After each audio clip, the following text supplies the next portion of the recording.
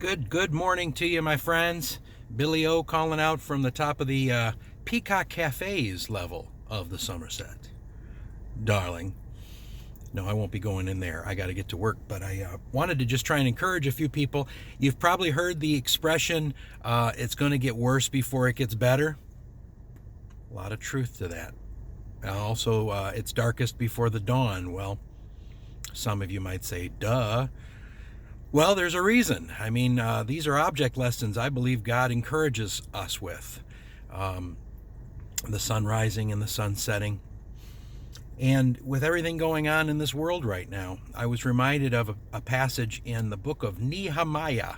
Nehemiah was a special character in the Bible. He was the cupbearer to the king, and a cupbearer probably held the highest level of trust of all the people in the king's court. And the reason why is he guarded the king's wine.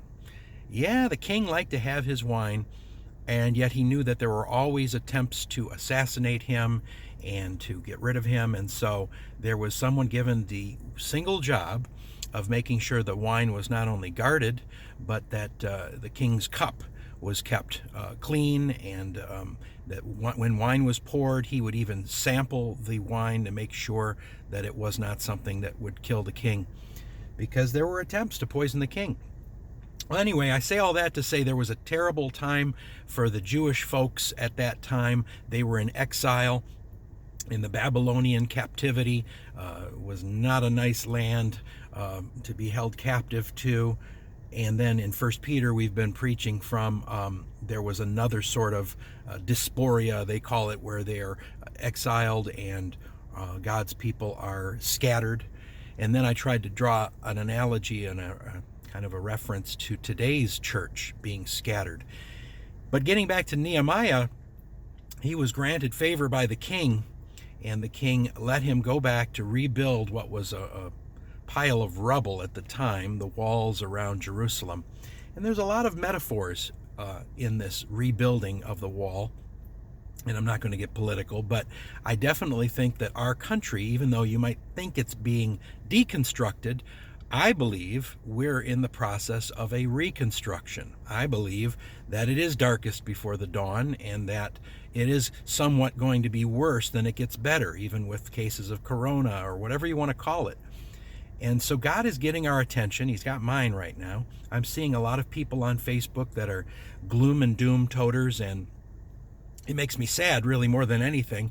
I want to just say, we don't have to embrace panic.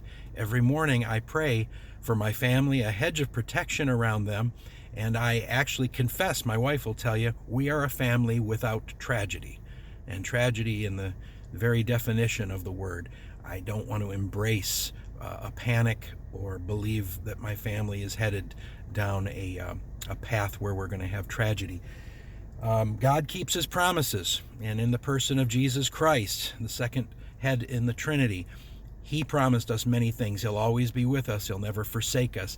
He doesn't change. He's not going to all of a sudden go back on his promises. He doesn't play with our emotions either, like the media tries to.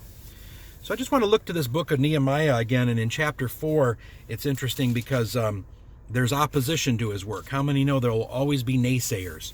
There's two characters named Tobias and Sanballat, and their names even have significance. One of them comes from a religious family. Yes, even religious folks can oppose the work of God. These two people represent a spirit that's out there.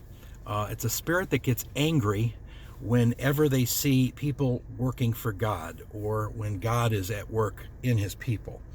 And so these two and many others oppose the work of Nehemiah, who has a faithful remnant of people that are working to repair the busted down wall around the temple. And it says that they, even as they're building, they have swords strapped to their side, because they know that there's just this anger in the air, and that war could break out at any time. So as they're climbing up ladders and they're putting together stones that have been charred and broken down from those who made the wall crumble, Nehemiah said they labored at the work, and half of them held the spears from the break of dawn until the stars came out. So it was a night and day project.